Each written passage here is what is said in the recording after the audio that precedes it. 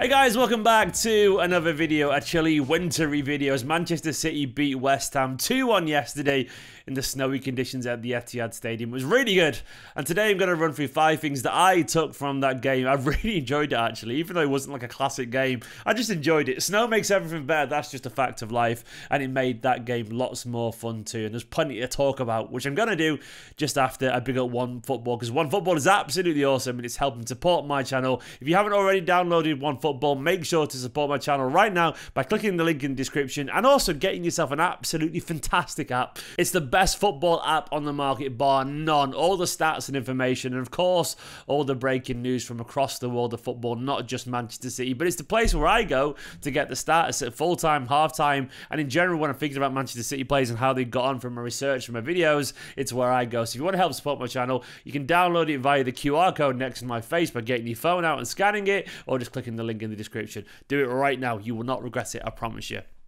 We're going to start today with a side to City that isn't often really talked about, the tough side of Manchester City. I want to talk about that because yesterday that was out in full force and it was prominent, it was important, and it was kind of brilliant at the same time, if we're being honest. City yesterday went up against a very physical West Ham side and they stood toe-to-toe. They stood shoulder-to-shoulder, toe-to-toe, and they were strong and physical against a team right now who's confident and knows exactly how to play and utilise their own strengths as well. Don't get me wrong, West Ham are more than just a physical side. They've got a lot of technical ability too, but they clearly do have a lot of bullishness, and Antonio and people like Declan Rice and so on. These are strong, powerful runners, and City yesterday had the answer in horrible conditions, and I love that about this side. People used to joke about Guardiola sides going away to Stoke on a wet, windy night. It wasn't quite that, of course, very different location and so on, but it was cold and it was minging, yet this City side carried on passing them to death. And you've got to admire basically the balls of this team, man.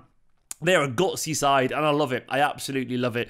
I also, of course, love Mr. Ilkay Gundogan. I'm really glad he's getting a bit of praise at the moment. I think he got a bit of a spot last night on Match of the Day where Alan Shearer talked a lot about how he was possibly the difference between the two teams. And, of course, he was the opening difference between the two teams, scoring that goal early on. But Gundogan at the moment is playing at a level... Well, it's just kind of subtly brilliant. Most football fans don't tend to notice people like Gundogan unless he plays for their team because he isn't flashy, even though he does score some goals these days, but he doesn't tend to grab the headlines, and he isn't the kind of guy who's always playing that one killer pass. He's always the pass before the pass. And of course, he's capable of getting the assist too and scoring the goals, which he's done a lot recently, which does make you think, why aren't people talking about him much more? But ultimately, Gundogan at his very best does what he did yesterday. More than passable, often exceptional David Silva impression. Silky last night was really knitting that team together, and it was really impressive watching him just glide around the pitch, dragging defenders out of space, keeping the ball moving. And at the moment as well, Gundogan's playing with a little bit of belief in his game, where he's actually started to dribble a little bit again. He reminds me of the Gundogan that we first saw against Manchester City years ago when he was playing for Dortmund, where he had a bit of energy and he was dribbling. Not quite to that same degree because time has obviously slowed him down a little bit, but right now Gundogan is a complete midfielder that offers not just brilliance in front of goal, it offers composure, it offers skill, it offers control. And I tell you what, that's the kind of player that wins you titles. I know obviously Twitter is Twitter, and I'm not trying to play down people like Fernandez. He scores you goals and wins you games, but people like Gundogan, they win your titles. That control and that tempo, dictating that kind of stuff. It really does matter to teams. Manchester City really right now are enjoying the fruits of Ilkay Gundogan's labour. It's so good to watch him play football. I look forward to him play.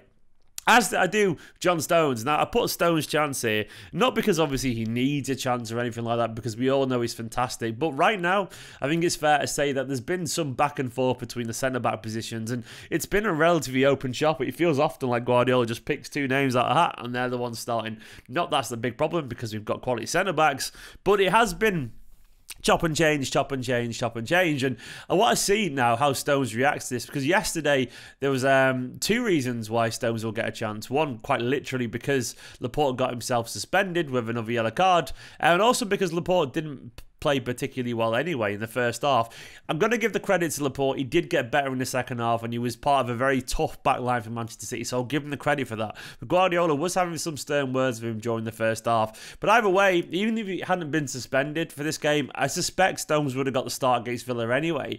And this could be a chance now for Stones. And for what it's worth, by the way, I don't really care who starts as long as they play well. That has always been my mantra with Manchester City. I absolutely think Laporte, Stones, Diaz, I even trust Ake, you know.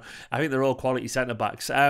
But Stones right now, I loved his little bromance with Diaz last year. I felt City, I think there was signs of a burgeoning partnership there last year that was really, really promising. I think Stones has been very patient, worked really hard and so on, had his head down as Laporte's played lots of games, but I think this could be his chance now to maybe put one foot in front of Laporte right now. And I'm not saying I prefer that, I'm just saying it's going to be interesting to see how it develops, because squad competition right now, it's difficult to get into this Manchester City side. All these players are ultra focused. They really, really are.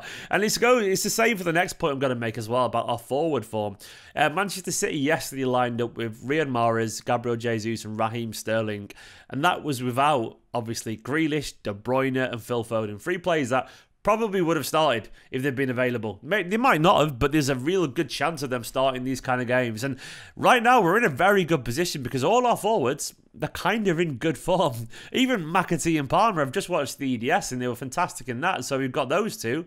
And then we've got the 3 who played yesterday as well. They were good. Sterling looks like he's finding something closer to his best form again. He's not quite there yet, but the signs are promising right now. And if you're Guardiola, you've got to nurture that, because Sterling at his best is an asset for anyone, never mind Manchester City Football Club. And of course, Mahrez is finding a very hot streak of form right now too. And Jesus has been good all season. I mean, at the moment, we've got 3 forwards there who very much deserve to start. And if any of them start next week or against Villa, I ain't going to complain because they deserve it. At the same time, De Bruyne was looking promising, finally finding some form before he got COVID, and so he'll be back soon anyway. But Grealish, obviously, we know his quality. Phil Foden, one of the best players in the league, in my personal opinion. Right now, this squad, it's about to be packed full of quality players, you know. And Ferran Torres, if he wants to stay around in the end, I don't know if that'll happen, but when he comes back, you know, he's a finisher too, you know. I don't know what's going to happen with his future for what it's worth, but he's a quality player.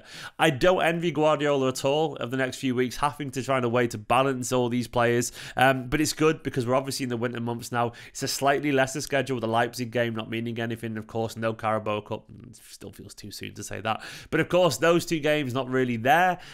It means we can really go fully on for the Premier League and hopefully win a whole bunch of games that'll take us top of the table by the turn of the new year.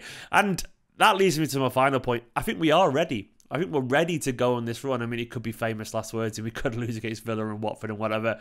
And I look like a tit for saying this, but I look like a tit for lesser things than this, I'll be honest. But either way, this Manchester City side, all signs point towards this City team being ready. And I know City fans and pundits have talked about how City get going around this time now and start to win games in a row. And to me, I think the reason is because this is when Manchester City are that finely tuned machine. I think the way we play is inherently, you know, brilliant and so on, but it's also it's produced by repetition. It's produced by focus and intensity and minutes on the training ground. And by the time you get into the end of November and the start of December and so on, the players have had enough time with Guardiola to get back up to momentum, and City don't really get going until this time of the year, which is, in my opinion, is an ominous time for our rivals, given the fact that we played a whole bunch of very difficult games already. And it's very encouraging because at this Manchester City side, yeah, as we talked earlier, we've got centre-backs battling for slots at the moment. We've got forwards battling for slots. We've got a midfield of Rodri, Gundogan and Bernardo is so good that even people like Kevin De Bruyne will be thinking, how do I get into that team? It's really, really encouraging, and I want us to make the most of this at the moment. I would suspect as well, you know, the players will feel that. I feel like they'll feel this is an opportunity right now to put some points on the board, and they should be feeling that way. We've probably, arguably compared to our rivals, Liverpool and Chelsea, for the title, got a better run of fixtures until the new year. And if we do get our noses in front come Christmas time, I'll feel confident. I'll feel confident because we've already been away against Chelsea, Liverpool, you know, United and all that kind of stuff. I will feel confident, and we should feel confident because this team, we know We can take a little bit of time to get going sometimes, but when they get there, this is a juggernaut, man. It's hard to stop. And I'm sure Chelsea, Liverpool will try their best, but I've got to be confident in my team, and I've got to be confident in the preparation that Guardiola gives to these players, because we are very good. We are full of world-class players, and we are incredibly committed. And the one thing that I didn't talk about that I learned from yesterday, and this is a bonus one here, is that this Manchester City side, they want this Premier League title. They want to win more, and they are not lacking hunger in any shape or form. They are so up for this, and I love it. And yesterday, sometimes games like that, they are the ones that win your titles. It's all well and good beating teams 5-6-0, but when you got to get a snowy day at West Ham against a tough side, and you got to pass even though you can't see and find a way to win, that is when you win titles, those kind of games. And City yesterday answered all those questions. Guys, thanks for watching this 5 things that we learned video. Hope you enjoyed it. Let me know down in the comments what you took from the game yesterday. Of course, thank you to all my Patreons, Scott Denemy, my Patreon producer, Big Denemy Energy. Always, don't forget to hit that subscribe button. I am closing in now on 60,000. Let's have a look where I'm at. I'm not far off at all. 59,084, so I need 916 more. So come on, 916 if you're watching this. Probably there'll be a few. You can press it. Hit the subscribe button in a bit.